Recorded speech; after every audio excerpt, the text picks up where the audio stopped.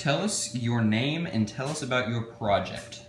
My name is Miranda Ham, and our project, which is referred to as the Michelson-Morley experiment, was an experiment designed to prove the existence of ether and see how it affected the speed of light.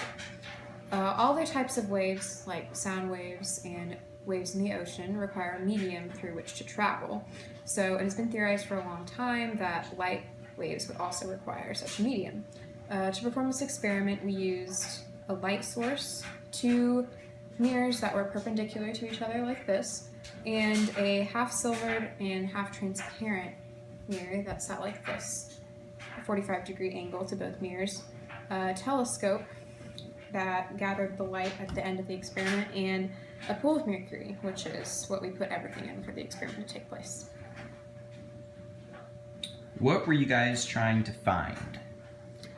We were trying to find any difference in the time it took the light that bounced off each of the two mirrors to get to the telescope.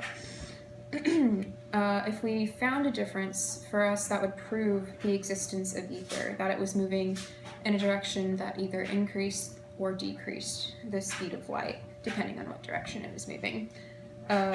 Additionally, it would prove the existence of ether, which is something that had not been proven up to this point. Where did the experiment occur? This experiment occurred in Cleveland, Ohio. My colleagues were working at the Case Western School of Applied Science and at Western Reserve College at this time. What other significant things were happening in the world at that time? Well, this experiment occurred in 1887, and there were a lot of other things that happened during this year. One notable event in the science world was that Dmitri Mendeleev ascended to an altitude of 11,500 feet in a balloon so that he could observe a solar eclipse. Thomas Edison also patented his kinetoscope this year, which could make motion pictures, and the construction of the Eiffel Tower began, and Grover Cleveland was the President of the United States. Who else was involved with the project? Well, Edward Morley and Albert Michelson were the biggest contributors on this project. At this time, Albert Michelson was already a well-established physicist. He'd come up with a fairly accurate estimate of the speed of light in 1879, so everyone knew who he was. He was the mastermind behind the theory of the experiment, as well as the initial design of the apparatus. And he actually went on to be the first American physicist to win the Nobel Prize in 1907. Edward Morley also helped out a lot. He was a chemistry professor at the time, and he helped with the design of the apparatus and a little bit of the more molecular side of the theory.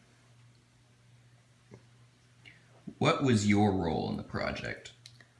Well, at the time of the experiment, I was a student of Albert Michelson. I helped him with pretty much anything he needed, from fine-tuning his theory to the last touches on the apparatus. I bounced a lot of ideas off of him, and some of them he liked, some of them he did not, and a lot of them he carefully considered. Did you get the result you were looking for?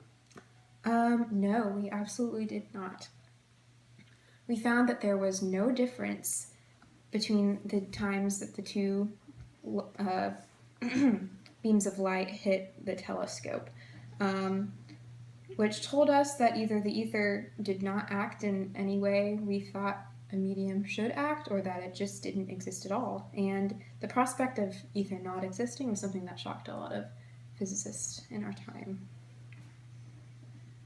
What impact did your project have on the physics world? Well, this project had a huge impact on the physics world. Before this experiment, as I've said, almost everyone thought that outer space and everything in our universe was filled with this substance called ether. The discovery of its non-existence led to a lot of discussion on the nature of light and a lot of discussion on the photoelectric effect. Because if light didn't need a medium to propagate through, like most other waves do, then perhaps it didn't possess solely wave-like properties. Maybe there were some particle-like properties as well. So there was a lot of discussion sparked on the photoelectric effect. And additionally, Albert Einstein later came up with his theory of relativity based on the fact that outer space is a vacuum and that ether does not exist and that light does not require a medium through which to propagate. Thank you for talking to us today. Thank you.